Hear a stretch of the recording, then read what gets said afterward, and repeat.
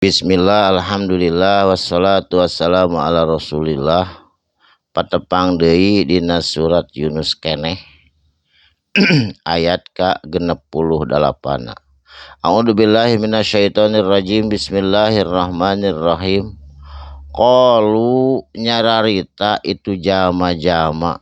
Saha nu nyarita waktu sarita orang Yahudi jeung Nasrani jeung jama-jama jahiliyah di kota Mekah.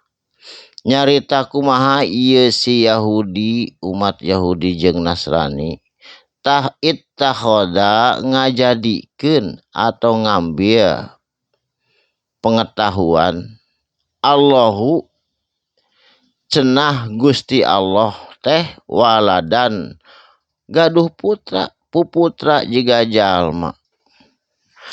Cek Yahudi cenah Ujer putra na Allah, anak Allah. Cek kaum Nasrani cenah Nabi Isa budak Allah mah, anak Allah atau putra Allah. Cek jahiliyah Mekah cenah eta para malaikat putra Allah mah. Jadi hak tos harita kitu pamadeganana umat-umat jahiliyah Nasrani jeung Yahudi. Ku Allah diturunkeun ieu ayat margi menyangka bahwa Allah puputra jiga jalma. Saterasna subhanahu saur Allah maha suci hu it Allah tina naon perkara anu disangkakeun ku Yahudi jeung Nasrani pajar teh puputra cara jalma.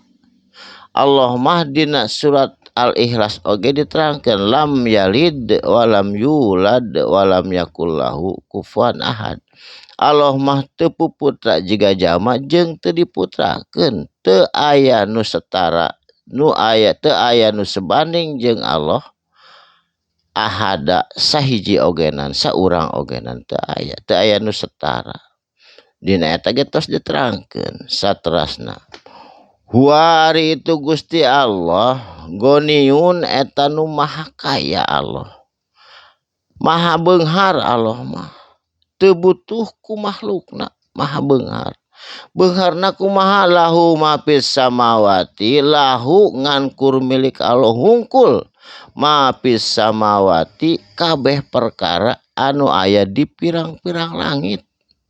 Langit sakitu legana pinuh ku gemintang matahari jeung bulan eta teh sadayana ge milik Allah. Wa ma fil ardi jeung kabeh perkara nu aya di bumi di dunia ieu eta teh sadayana ge milik Allah. In indakum teu aya di sisi anjeun kabeh min sultani tina kakuatan, tina katerangan anu yen eta katerangan bihada tina eta perkara pajar Allah puputra cara jalma teu aya katerangan nu kuat pikeun anjeun eta. Da Allah mah maha esa, maha sempurna, lam yalid walam yulad. At-taquluna naha pantes pikeun anjeun nyarita kitu Allahi ka Gusti Allah. Pajarkeun Allah puputra cenah cara jalma saur Yahudi jeung Nasrani. Ma la ta'lamun tina naon perkara la ta'lamun nuku anjeun teu aya elmuna. Jadi teu meunang nyarita lamun teu aya elmuna.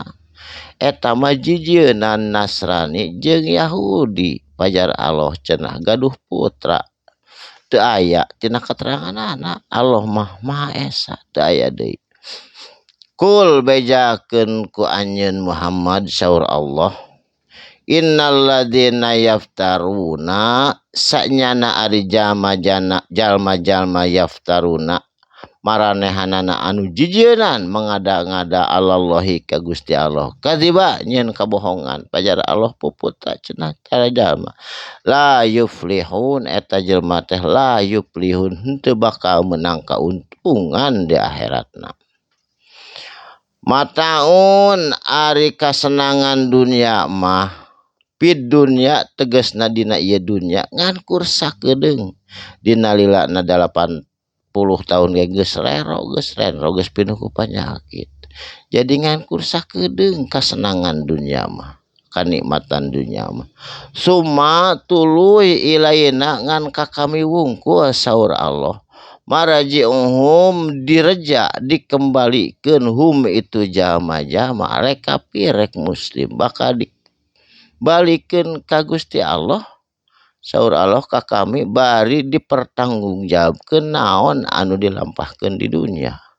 Summa tuluy nudik humul adab bakal ditimpakeun ku kami saur Allah ka itu jama-jama kafir al azaba kana siksaan syadida anu kacida perihna anu kacida dahsyatna sangat bimakanu tina naon perkara kanu anu bukti yakfuruna eta maranehanana kafir ka Gusti Allah teu percanten kana keterangan-keterangan anu jelas ti Allah tegasna Al-Qur'anul Karim.